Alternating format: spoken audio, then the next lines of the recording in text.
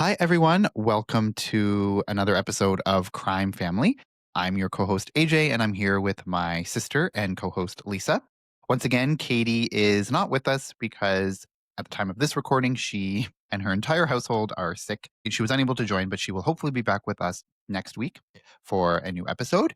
But for this episode, we are going to be continuing our discussion of the Springfield 3 case. So if you watched part 1, we talked about, the timeline in this case, what happened when they went missing and when it was discovered they were missing and kind of some of the initial theories or the leads that kind of, were kind of theorized about or ended up going nowhere. So for this week, we're going to be talking a little bit more about some more in-depth theories or some of the bigger theories that are in this case or some of the bigger developments.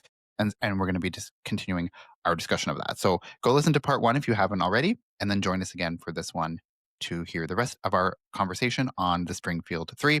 Lisa, once again, is going to be kind of taking us through this case. She didn't want me to do a ton of research on this case. She wanted to kind of be telling it and having me hear it for the first time as sort of a surprise and getting my genuine reaction. So I don't really know too much about this. So I'm excited to kind of hear the rest of this. So without further ado, Lisa can take it away. I also wanted to mention something that I forgot to mention last episode.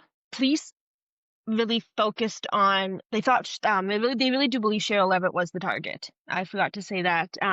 They think that just because she was the only one of the three who was expected at that house that night.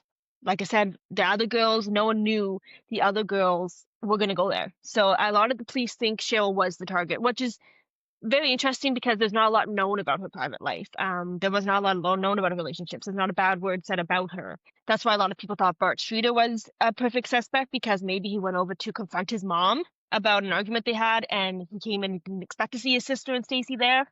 That is why Bart was considered such a suspect. But I also just wanted to say, forgot to mention that a lot of the police do believe Sherill was the target. Which makes sense. It's kind of a logical conclusion to come to. She was the only one planned to be home, right? Like, so that's why, to me, Bart Streeter really did ring kind of raise alarm bells for me. He maybe called his mom intoxicated. Maybe he asked for some money. She said no. He came over there to confront her and found his sister and Stacy there, and things got out of control. I don't know, but there was no sign of struggle. Anyway, we always go back to that. There's no sign of struggle in the house. So what happened? If Sherill wasn't the target, I tend to believe she also was, just for the reason she said. But also, if she wasn't, the only other thing I can think of is that someone was like following them from the party. Well, that's what I mean. And that's why some people thought maybe Suzie's ex, right? But someone had mentioned in one of the threads that I read, maybe, like, no one ever really mentions, maybe someone from the graduation party had followed them home and heard about their plans. Like, maybe one of the students there, one of the couple students, like, yeah, it's the change of plans and knowing the two girls were going to be there that makes it all more perplexing. Yeah. The only way that somebody would have known, like if somebody did know they were going to be there, if the two girls were the targets, like was somebody at that party. Those are the only people who are actually like seeing them in the moment and know they're there, know they're leaving, and follows them home. But it's like, in some reports it says they didn't just change their mind and decide to go to Suzie's house until they're already at Janelle's house. So who would know? Someone at Janelle's house? Well, maybe someone followed them to outside Janelle's house and then was parked and then saw them leaving again and followed them to where they were going. Like maybe someone was following them around the whole night. Who knows? From party to party.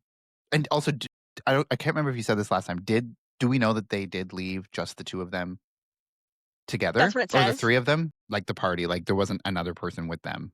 It just says, yep, they walked home. It wasn't a far walk to Janelle's house. I'm guessing it was just it never really says. But also, when Janelle has done interviews and stuff, she hasn't mentioned anything. Like she didn't mention anyone leaving her house, like someone leaving her house and following them, or it should be. I was under the impression it was just the three of them that went back to Janelle's house because they were gonna stay there. But so unless someone followed them there without their knowledge. Yeah. Which is possible. If some creeper or stalker, like an ex-boyfriend or someone who's creepy, like he could have been following them in a car, like a little bit further back, and they would have never thought anything of it. It's just, but then it goes to say who's parked in that carport. Yeah. Well, he could have if he had a car, this person, but I guess why wouldn't she have been parked in the carport? Unless like she was parked there, and then when he took the girls, he took one of the cars was used to. I don't know. I don't know. It's so the parking the carport parking thing is something that a lot of people think is very important to this. Other people think not so much. I mean, I think it is, but Yeah, because otherwise, Cheryl or one of the girls would have been parked in that spot. It's yeah, weird for all three of them not to be there unless there was another car also yeah, there, and that yeah, car wasn't there when they weren't like, when people came the next day. If, whoever was parked there is not there now, and we don't know who it was, so yeah. kinda suspicious.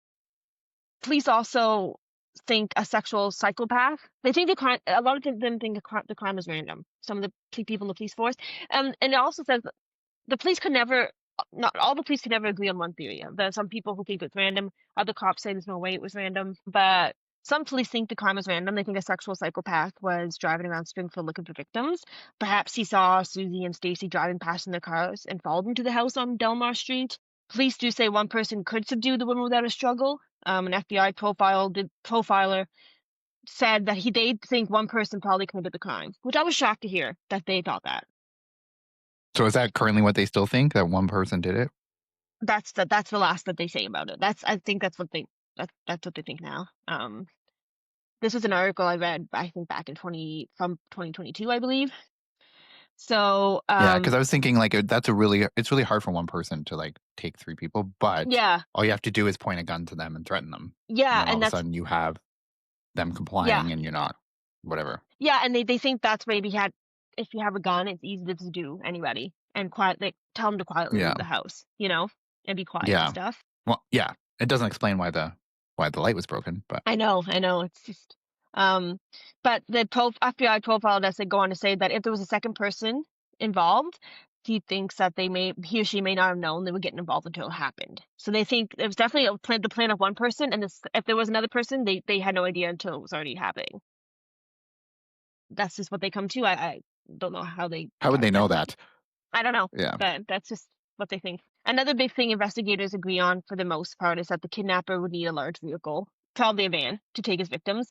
So they believe he was familiar with the area of the crime, but they think they think the crime is random, but they think the person was from the neighborhood essentially.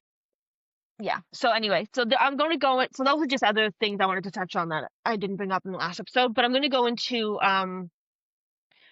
the first kind of suspect that had a lot of people, like when you type in Springfield 3, this person, he's pretty much pops up right away as well. His name is Robert Craig Cox. So before the 3 women went missing, he actually was convicted of killing a woman in Florida. But at the time of their disappearance, that conviction actually had got overturned. Like, he was on death row for this. And a strange, in a very rare move, it was overturned and he was like let go. And he moved to Springfield a few months before the woman went missing. So he had pleaded guilty to kidnapping and assault in California. He served 9 years in prison. And then he was convicted of the murder of Sharon Zellers in Orlando, Florida. And he was sentenced to death. But I guess, yes, like I said, the conviction was overturned due to lack of evidence. And after that, Reversal Cox had moved to Springfield. And when he moved to Springfield, he actually started working with Stacy's dad at a car dealership. So that is why a lot of people think that's the connection. A lot of people think he maybe met Stacy at work and became infatuated with her, was a stalker and stuff. It doesn't explain why he would know they were going to the house that night. There's no reports of like him being seen anywhere at the parties or anything. Like, there's no strange man at the parties looking at Stacy or something, I don't know. But they think because of that link, that was a possibility. But there has never been any direct evidence linking him to the 3 women's disappearance, and he has never formally been charged with the crime. But in the weeks after their abduction, Cox's girlfriend provided him an alibi and saying they were together when the woman disappeared. They said they were at church, at 2 a.m.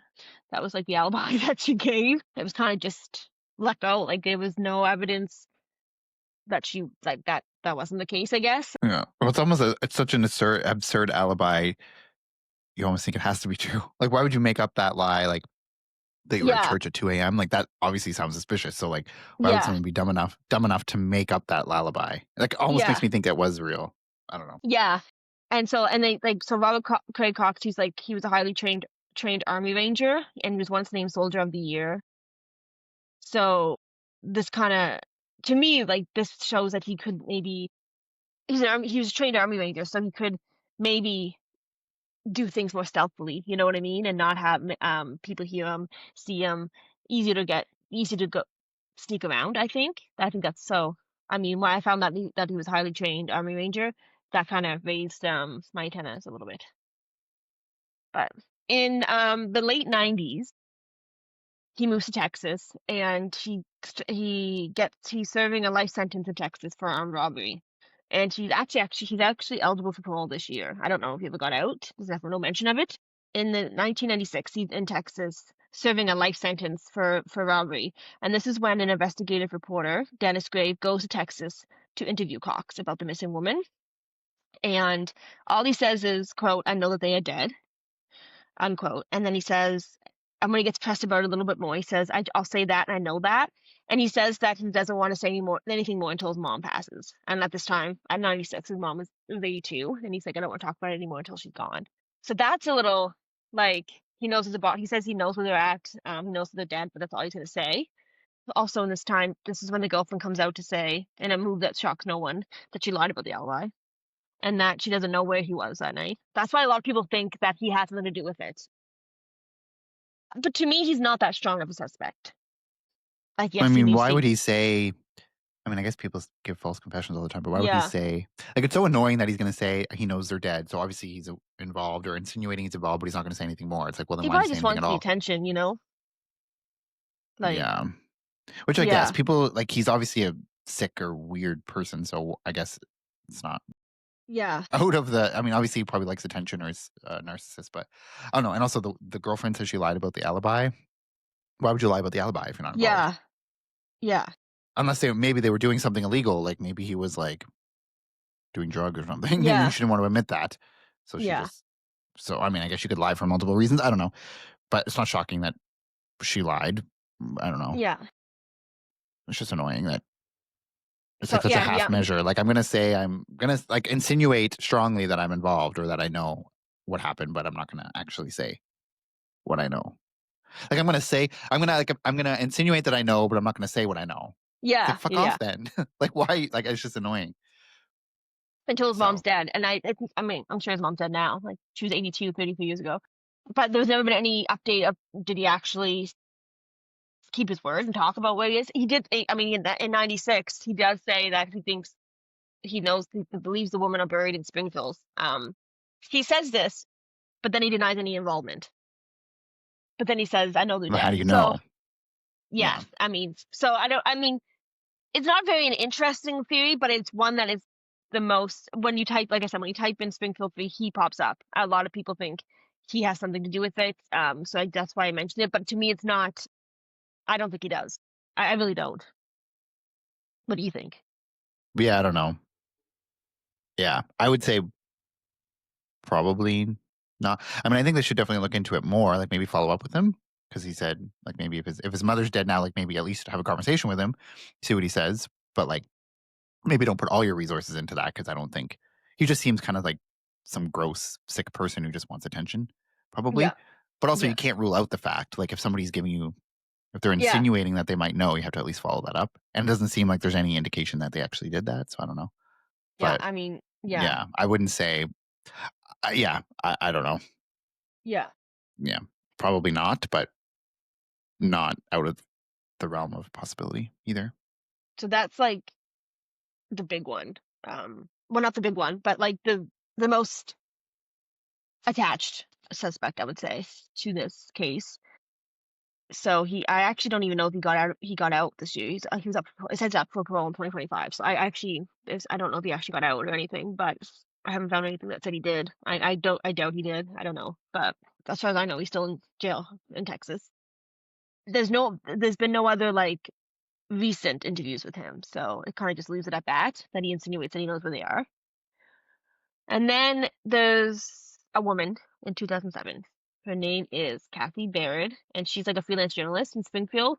And she gets a tip that the women are buried beneath a hospital parking lot, which at this time, it's just a dirt lot. It's now an actual parking garage and stuff, but it was just a dirt lot. She says when she brought this to the police, they just laughed at her. So she hires someone who uses like the ground penetrating radar that's capable of finding graves hidden under concrete. And he says the result of two images, he found two images. Some sources say he found three, both at different spots of the parking lot. But the police say the timeline does not add up because it's like when this parking lot was, it was a year later that the woman went missing. When this parking lot was when that dirt lot was created, a year later the woman went missing. And they say like when the parking lot started construction, if they were buried in the dirt, the excavation and everything would have found something when they built the parking garage, and nothing was ever found, even though that guy said he found something that looked like two different graves under the dirt, but nothing was ever unearthed. So then she says her theory is the girls were killed before morning, and that Stacy wasn't the target and she was just collateral damage. And she goes on Crime Watch to say all this, and she says this to the reporter. And so the reporter's like, "Oh, okay, like, what do you think the motives were for killing these three women?" And she just looks at the camera and all says, "I'm not going to talk about it." So then it's just like an awkward pause. The Crime Watch reporter's just looking at her, and then Kathy elaborates. She's like, "I know where they are. I'm just not going to tell." And then when she's asked why she's even doing this, like, why'd you even call us for this interview? If you won't share what you know, Kathy just replies, "Because this story needs an ending, that's why." So then it's just, You're not giving it an ending. I know. And so more awkward pause, and then the producer, you can hear the producer's voice in the back. He's like, I'm sorry, why are you agreeing to do this interview if you're not going to say anything? And so she just says, "I'm afraid for my safety." And then the girl's like, "Safety? Like, can you elaborate?" And she's like, "I've been boxed in by cars before, and somebody came up to me and asked if I was Kathy Baird, and when she said yes, the person apparently said, well, people I work for make people like you disappear." So she said she's been advised to leave the case alone. And then she agrees to go on national television on an interview talking about the case. So when she's asked like who these people are, she refuses to say who's threatening her, but says she will never leave this case alone until she can prove who's responsible for making the Springfield 3 disappear. And then she just ends the interview saying like there's a reason this case hasn't been solved. And so I guess, and then it goes on to say like the reason why the police kind of laughed at her is that a lot of her tips come from psychics. It's literally like there's a big hoopla about this. I think it's like she's a freelance reporter, so she reports on this. So she kind of becomes like infamous for this case for a bit, and she goes on Crime Watch, and then she just kind of disappears after that. And no one she never talks about, like, it's just like poof, like she goes on Crime Watch, she doesn't talk about anything, says like she knows what happened, but she was boxed in by cars, she's not gonna say anything, and then she just goes away. So that's just another weird, yeah, that whatever. was just a weird. Done with her. That's annoying. But I will say, a lot of people call police saying they believe the woman underneath this hospital parking garage. Like they just say Why? I don't know, but that's what they say to this day. So as the Kathy tips came from psychics, the police don't follow it through. I don't understand what this Kathy person's motivation is then. She's wanting to be famous, I guess. Because like she is saying that she's been threatened, and was told to keep quiet about the case. So then she goes on national television talking about the case. Yeah, and even but then like, not really talking about it, like just insinuating things. Yeah, and even the reporters like, you called us for this interview. Like, yeah, she wants attention. Yeah, and her face is just like it's just a funny watch. Like it's just like so unbelievable. It's just the awkwardness, and then like her just squinting at her, like when she says she won't talk about it. And then it's just fun. It's just like it's just odd. It's just like, yeah. It's like I don't really understand. Like, yeah, because it's like, so if the story is true, then the person who threatened her, she's just making them mad. But then she's also making everyone else mad because she's going on TV about the case but not saying anything. It's like, who? Like she's saying stuff that anyone could say, and then she's insinuating stuff, thinking like there's a reason this case hasn't been solved. It's like, well, obviously. Well, yeah, like it's easy. Yeah, it's easy to go on an interview and just say random things that you can't prove. Yeah. Like, oh, there's a reason this isn't solved. It's like a psychic told me. Like when you're actually pressed about like the specifics of what you're saying, then to be like, well, no, I'm not going to say anything. Well, it's like, shut up then. Like, don't even come on here. First, when she says the police laughed at her, I kind of felt like, I think a lot of people like, oh, like the police aren't doing the job. But then it comes out like, no, the police laughed at her because she said a psychic told her. And she's also not providing anything in the interview that's Yeah, like specific nothing to enough go to off like, of. yeah. Like maybe if she like said something that was like maybe something like super specific that would like make you think, okay, Well, she maybe could she have told, knows something. yeah, But or like like she she's could have just went off. She could have told the police off camera and told them, like, I don't want to be public. Like, I mean, I yeah, don't like know. you She yeah, just, like anonymous tip. That's a thing. yeah, but Like she if you just, actually cared about the case being solved, do an anonymous tip. Don't put yourself on national TV to get yeah, attention yeah, and then say that you're being threatened and people want you to stop talking about the case. yeah. And I really Yeah, I want to don't know if know. she's still writing. But I typed in Kathy Baird on Google and it wasn't the right one. Like I could never find her. So, um, It's I probably an just, alias. it was very odd. Um, it was just very odd.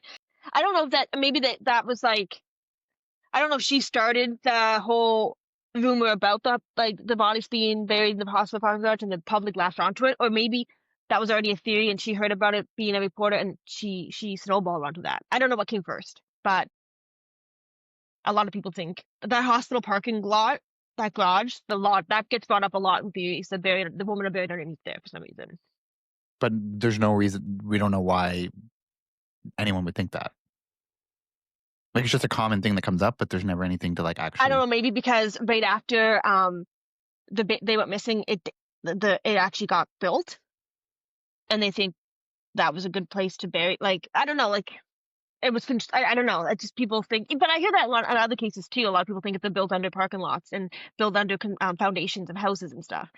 So maybe just because it got built shortly after they disappeared or something. I don't know, but it is a theory that gets brought up, and the police never dig up. The police never you know dig up the concrete, and they never actually. The police don't think that's true. I mean, but I guess the police also have to have something, pardon the pun, something concrete to go Yeah, off of. yeah, They can't just like dig up a parking lot because I feel like yeah, there has to be like reason for yeah, that. yeah, Like someone, other than like people just thinking, oh, it could have been a good place to bury someone, and then the hospital was built, but like that yeah, there's nothing to go on for that. yeah, yeah. Because also that's like That's a lot of like time and money and like digging up this whole yeah, parking lot for yeah. no reason. And I mean, they do say there was nothing good enough for them to dig it up. But this next one is one that we honestly probably could do a whole episode on. Just on this guy. I don't know if you ever heard of him. I haven't. His name is Larry Dwayne Hall. So people think he's not well known like Ted Bundy or John Gacy or anything, but people say he may be one of the most prolific serial killers in American history, but he was never convicted of murder. There's over 40 disappearances and murders that they think are linked to him, but he's never been convicted of any of it. He's suspected in over 40 disappearances. And so he confessed to several killings, and then the next day he recants each one. Larry Dwayne Hall, he's born in December 11th, 1962 in Indiana. He actually has a twin brother, Gary. And he grew up being teased for what was perceived as like a low IQ and a speech impediment. So his low IQ score, like that's what his schoolmates, he got bullied a lot about because of that. So in his free time, Hall would regularly help his father dig graves. And then as he got older, he took a job as a janitor after he left school. And then over the years, he was suspected of like such crimes as arson, vandalism, and other petty crimes in Indiana. And then in Michigan, Indiana later on, he was suspected of abducting young girls. Charges were never laid, but the two girls have never been found. So there's actually a true crime miniseries called Blackbird. You ever hear that? It's about him. I didn't Yeah. know this. I haven't seen it, but I've like heard about it or seen it on. Like I heard Blackbird. I didn't know it was about him though. So although Hall admitted to killing dozens of women and girls throughout the 1980s and 90s, like I said, he always recanted his confession. So he was sentenced to life in prison for kidnapping a 15-year-old in 1993, but he was never charged with the murder or any of the murders. So after high school, he began traveling across the Midwest to participate in Civil War reenactments, which is just so like like I just never heard of someone doing that. He was just a Civil War fanatic. So he would go participate in the Midwest across the Midwest in Civil War reenactments. And it seemed that girls and young women would go missing in each town that he would visit throughout his travels. But no one knows who Hall's first victim is or was. But in June of 1982, 19-year-old Naomi Ketter went missing in Wyoming. And then, like, 12 years later, when he gets arrested for other crimes, they actually found a document with Naomi's name on it among his things. So that put him on the investigators' radar for the disappearance of 15-year-old Jessica Roach in 93. She was last seen riding her bicycle near her home, and then 2 months later, her body was discovered in a cornfield. So witnesses recall seeing an odd man driving through the cornfield around the time Jessica's body was found, and the license plate was traced back to Hall. Why Larry Hall gets brought into the Springfield 3 is because he was traveling around the Midwest doing reenactments, historical reenactments. They also, because one of the places he was doing the reenactments was Wilson's Creek National Battlefield was located just 5 minutes from Janelle Kirby's house. And you'll remember Janelle Kirby was the friend that they had gone to, and they were going to stay the night that night, and that's where they had gotten. They went to that house first to get ready for the night, Stacy and Suzie, and then they actually were supposed to spend the night there that night. And I guess Larry was just 5 minutes away doing a Civil War reenactment that day. So that's why he gets brought to. That's how he gets tied in. That's sketchy. And there was also 2 battle reenactments in the morning and afternoon of June 6th, located just 30 minutes north of Springfield. So that's why he gets brought into this, because he was in the area. So what do you think of that? Like, there's a whole, like I said, there's a whole thing about like a map that he drew, like, but a lot of it has nothing to do with the Springfield 3. It's just about what his other victims. But what do you think? Yeah, I mean, that's obviously kind of sketchy. What are the chances that he would be like that close on that day? So I think that's definitely, I mean, I don't know. Like you said, we're not gonna go into like this serial killer's whole entire history. That'll be a whole other episode, probably. Yeah. The fact that someone who is in prison and thought to have killed multiple people was in the area the day these people went missing, like that's super suspicious. Yeah. Like that's, I don't know. I think like in sometimes there are things that I think are, coincidences. Coincidences happen just all the time, but like that's something that I feel like would be very weird to have just be that, I don't know, a coincidence that big. Yeah. Without there being something maybe more to it. So I think that would be, if I was an investigator, that would be where I would go. Yeah, when they finally searched his van, they found like duct tape with fibers, news clippings about missing girls, violent pornographic materials. They had maps marked with remote wooded graves. But they say none of it was ever enough for a murder conviction. His only conviction, he was the kidnapping of Jessica Roach, not her murder. So he's serving a life sentence for that. But he is, like I said, he's considered probably one of the most prolific serial killers in America. That has never been convicted for a murder, which is kind of interesting. He's definitely a serial killer for sure, but that's how he gets tied into the Springfield 3. But I don't know. I don't think he has anything to do with it personally. What do you think?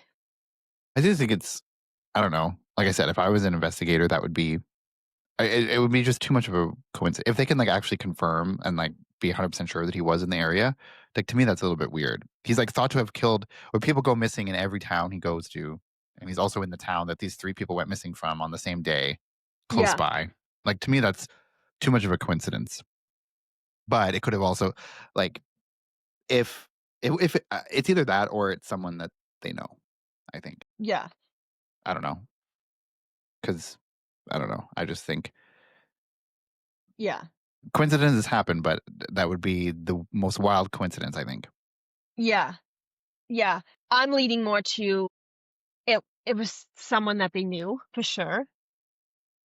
I don't know. I kind of go back and forth because I'm always like, if it's someone that they know, that answers a lot of the questions that I would have about what happened. Like the stuff that we do know, like the car, possibly there being a car parked there, and the fact that they would let someone in and there's no struggle, whatever, like that would be the most common thing to think of. But I just, like I said, I find it so odd that this person would be so close to this case, like physically close, like in the same area.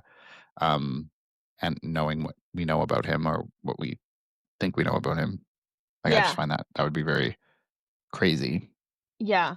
Like, it would be very crazy that like this man happened to be so close to them and that he wasn't involved, that someone else who is also crazy did this. Yeah, so I mean, there's 2 like one's a serial killer probably, another one is a murderer of some sort, and they're both in the They're both there around the time of the disappearance. Another theory that someone thought, like, because they had just recently moved into the house, they thought that it could have been someone that Cheryl hired to work on the house. It's like a construction worker of some sort, doing odd jobs, and maybe he knew that the two girls lived there alone. There was no man there. They just planned to come back. I don't know. Like I said, I think Cheryl was the target for sure. Yeah, but there was also no forced entry, right? No. So, but it was a small town, right? So they would Yeah. keep their door locked. So, like, the fact that there was no forced entry doesn't necessarily mean anything. Like, it could have been a random person who just the door was unlocked, right? Yeah. Is that Yeah. right? And I then feel like some. I don't know if you said that, but What? that they never locked the door. Is that true? Well, yeah. Like when they got there that morning, the door was unlocked. They didn't think that was a concern. Nowadays, I think everyone would. You don't leave. Don't. But also at the time, the cars in the driveway, so maybe the door would be unlocked. He probably thought they were inside. Um, I don't know. And they said also all the car doors were unlocked as well, and the keys weren't.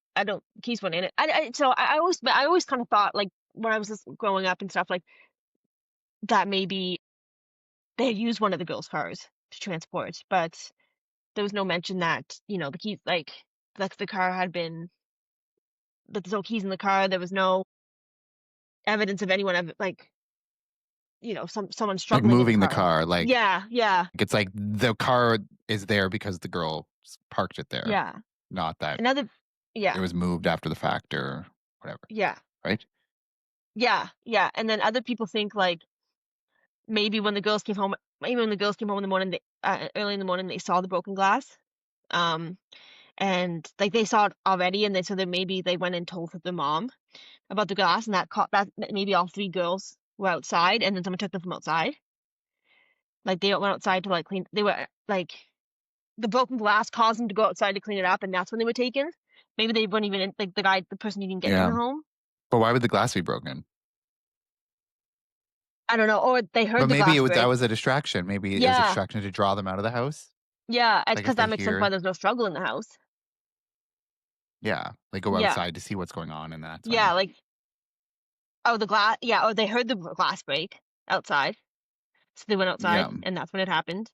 Or they noticed it when they got home. Like, maybe, like, I always assumed when I heard the broken glass, I thought always assumed the glass is broken. Like, the girls weren't aware of the broken glass. Like, but maybe they that caused them to go outside.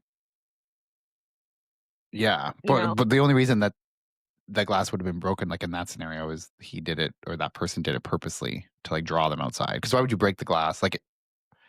Like if he didn't mean for them to hear the glass and just broke it, like why would you do that?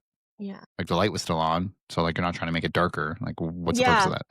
Yeah. Like that's just causing more like evidence potentially. Like you don't know, Yeah. right? Like why would you do that? So I was thinking, I think it was hit off in a struggle, Yeah. but or maybe now I'm thinking of through like did that as I don't know, like you would have to think like you don't know that that's necessarily going to work. It's going to draw them outside. Yeah. Like you make a noise, like maybe that would keep them inside. They don't want to hear, Yeah. Well, something's going on.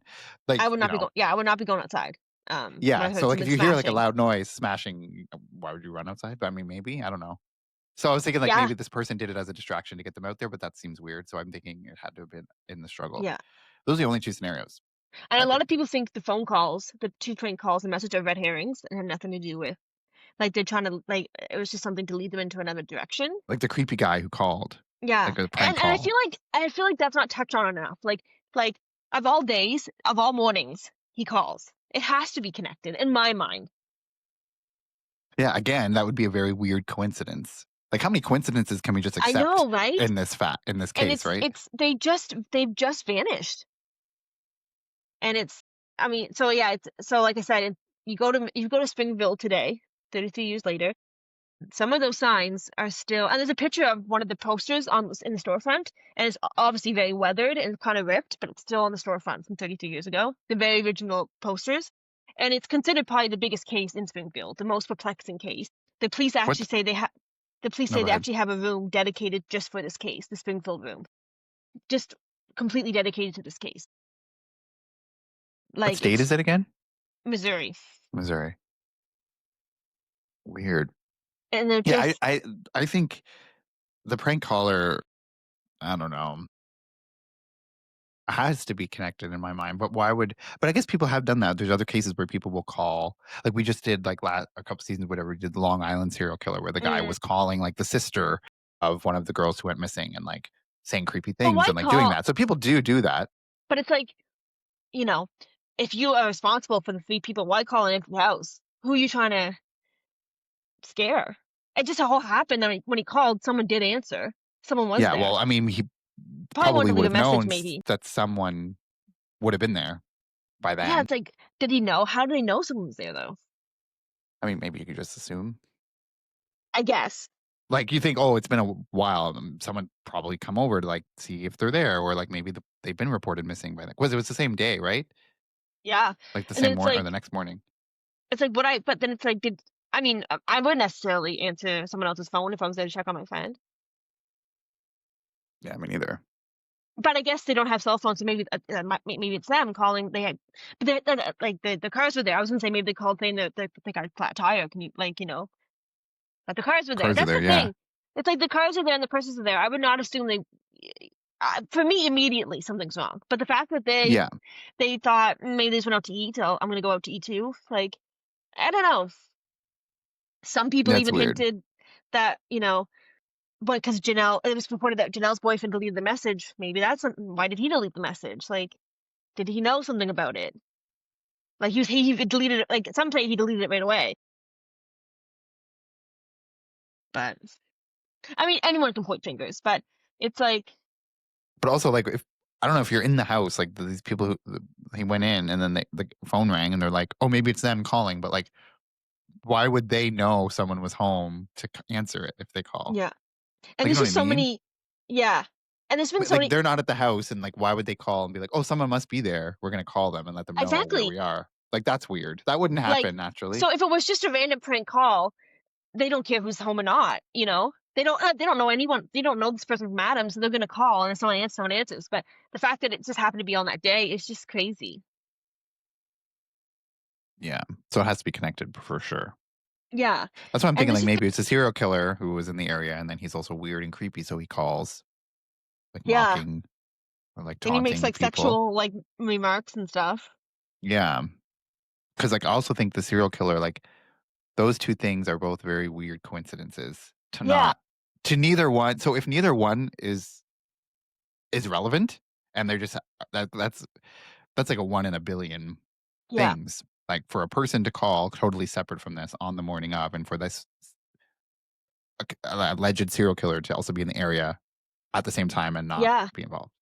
Like, all of this stuff, like, at a certain point, you stop thinking it's coincidence, Yeah. especially coincidence after So, coincidence. I don't know. right. Like so this person either got very lucky or he was just very good.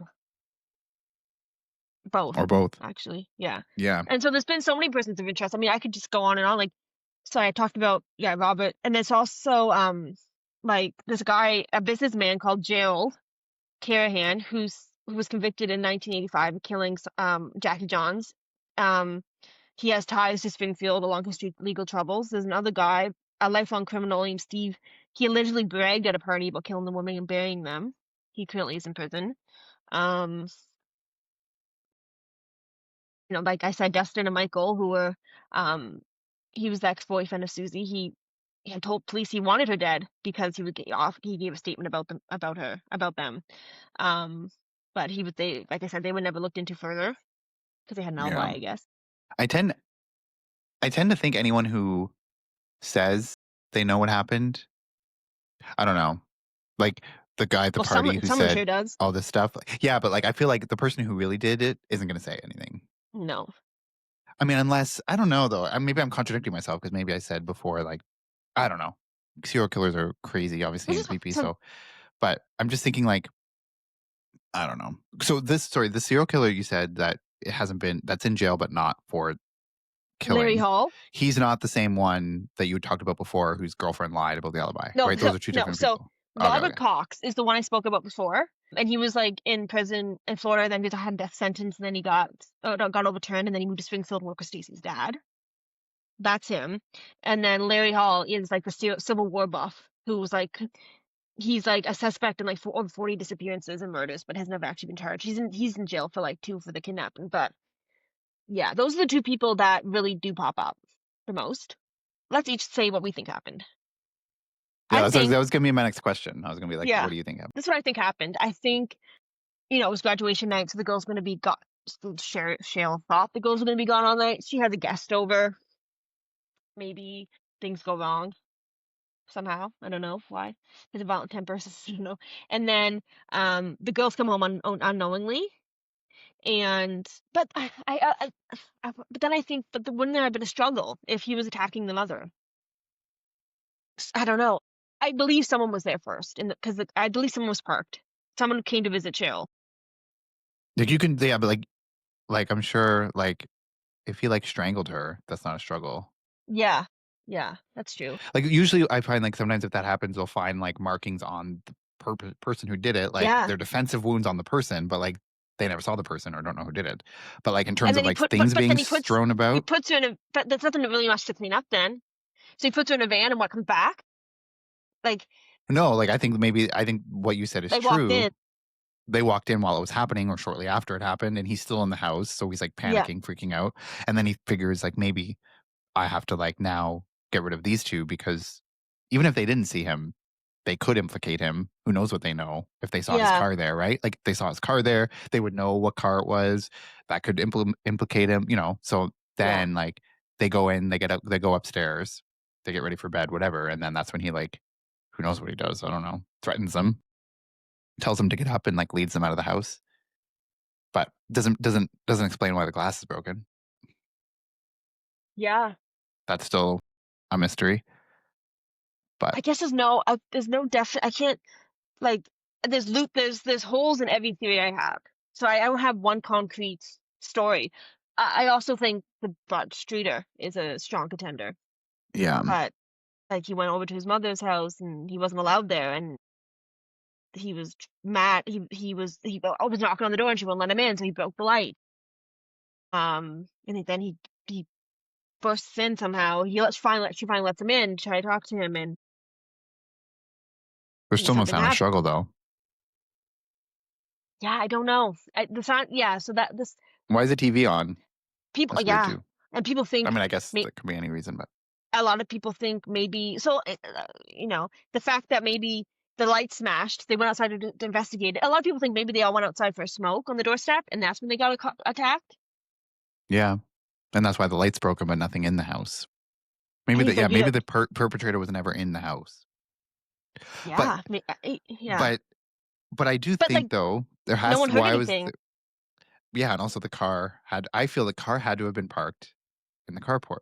There Yeah, has to be, and like so I the only reason that the only thing that explains that is that Cheryl had to have had someone over who she knew who was in the who parked there. yeah, yeah. Because like there's no other reasonable Unless explanation of why that would have been. unless Cheryl was parked in the carport, and then someone came, and they went somewhere in her car for some And then reason. someone else came while she I was don't know. gone and parked there. I always assumed that the cars are parked that way weirdly because someone else had someone had driven them. That wasn't the girls. That was always my thought.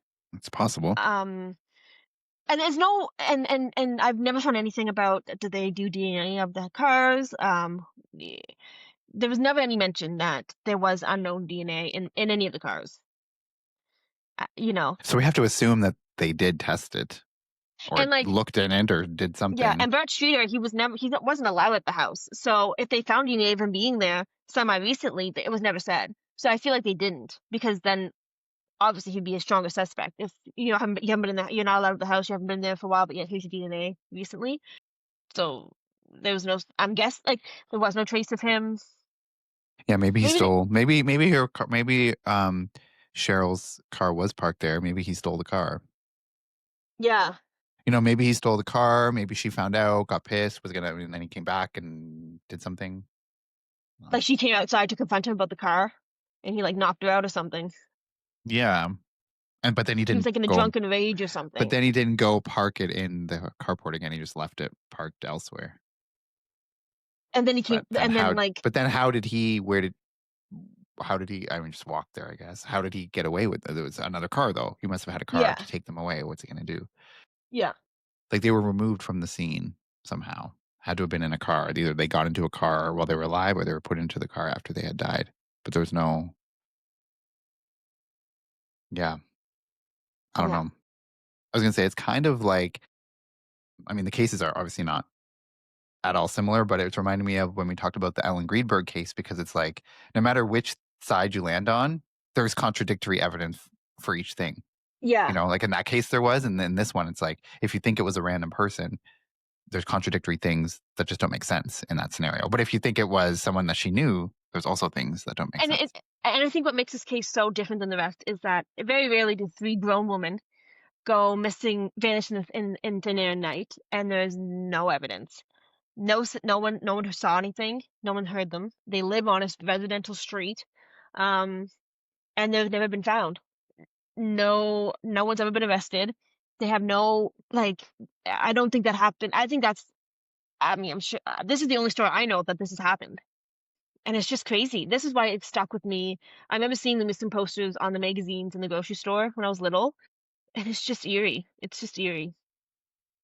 I hope for the sake of the families and stuff. I mean, Stacy's dad has already passed. I hope they do find answers before they're all gone. Yeah. And we've said it in other cases too, like they're not knowing is worse. At Hmm. least if they knew what happened, even if it's the worst case scenario, at least there's like a little Yeah. bit of closure, you can move on. But like never that not knowing, it's like you're in limbo. It's like not knowing that is today the day that there's gonna be a breakthrough. Like maybe they'll find them or they'll find out who did it. Like just living with that like uncertainty would be like absolutely excruciating.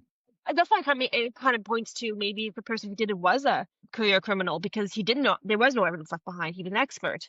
Maybe it was a serial killer. But there's Like I very said, few ways, even if you are an ex person who's killed before, to leave absolutely no trace exactly. of a struggle for 3 grown people. I know. Like, to me, And like the fact that they said that it looked like Sherill was in bed for at least a little bit of the night. that's why I think maybe it would happen later on, like, she had been sleeping, and then the girls came home, and maybe someone followed them home. But then again, the car, why is she not parked? Like, that I keep coming back to the car. Yeah. Like, So to me, I'm that's the pretty thing that is, like, the most like well when I watched the documentary and Nigel had said the cars weren't parked in the normal spot. I thought that was so silly. Like people park however they want to park, right? But she was adamant, like they always parked in the carport unless someone else was there. Like I know this. So the more I thought about it, the more I'm like, that is weird. So it all hinges on that, and I all think. 3 of the cars were, like, just not One they behind were the other. parked.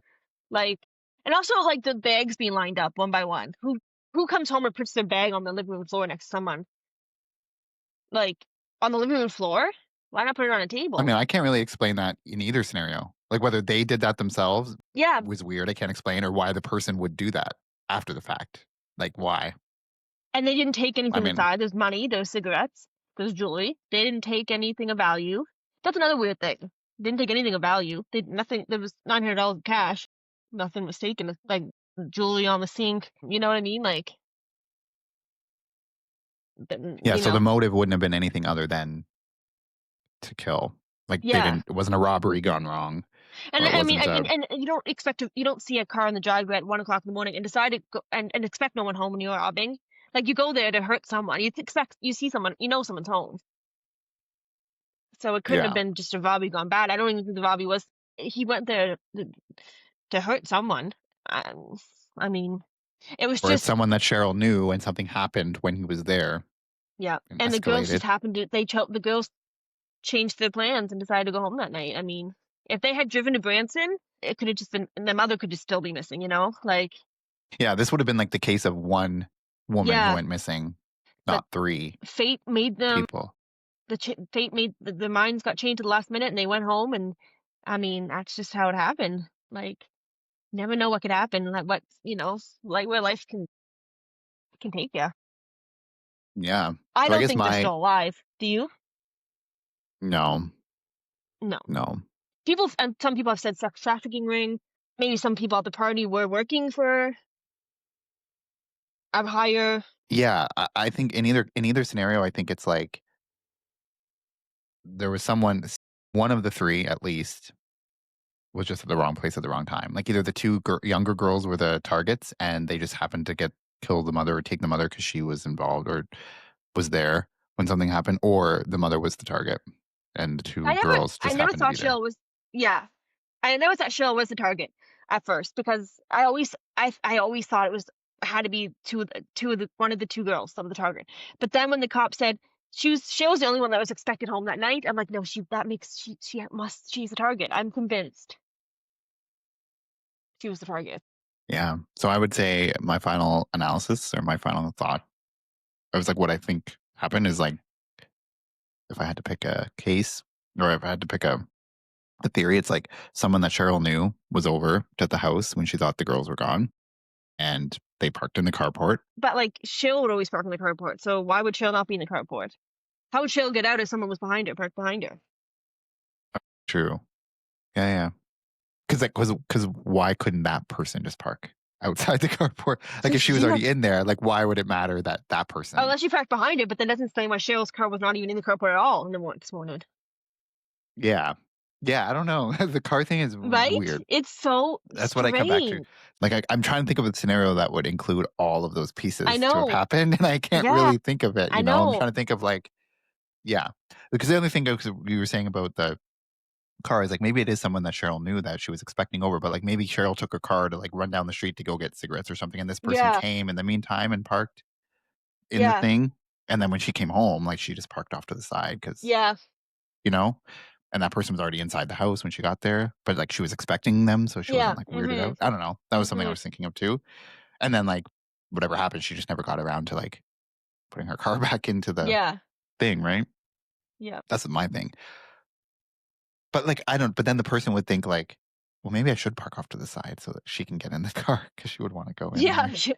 I yeah. don't know, like, it's weird. I don't know. It's very I strange. can't I Yeah. can't really think of it. I mean, we could go on for hours of thinking of the But and possible this and like I scenarios, said, but there's a rabbit hole on Reddit, on Facebook, on about people who are from Springfield.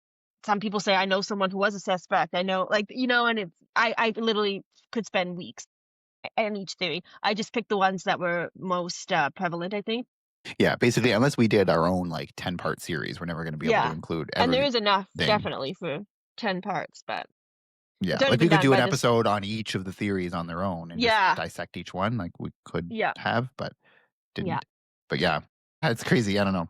So if anyone has any information about the disappearance of Sherill Levitt, Suzie Streeter, and Stacy McCall, they're asked to contact the Springfield Police Department at 417-864-1810 or Crime Stoppers at 417-869-TIPS. And so that was 30. So it's been unsolved. It's 33 years. The anniversary just passed back in June of 33 years. And there's been no recent leads or tips at all. That is Wild. the Springfield. Yeah. That is the Springfield 3. It's the crazy, crazy case. Crazy. Crazy, and maybe who knows if there hopefully there are going to I be hope it gets solved in developments. my lifetime. It's one that I always go back to once in a while and read about again. Their missing poster just has always stuck with me, and it's just I really yeah. So I hope some more than one person knows someone about it. Then they should just really come forward for the family's sake at this point. Yeah, A lifetime has passed. It's 33 years. I'm 33 years old. My whole lifetime, these people have been missing, and it's just time to come yeah, forward. yeah. I mean, if nothing else, just for the family. Like, I couldn't, like we said before, I couldn't imagine just like having that of not Yeah. knowing. Because Yep. if at least if it had been solved relatively quickly, like, it would have been they would have had 33 years now to, like, grieve and, Yeah. like, you know move on, Yeah. not move on, but, like, get closure.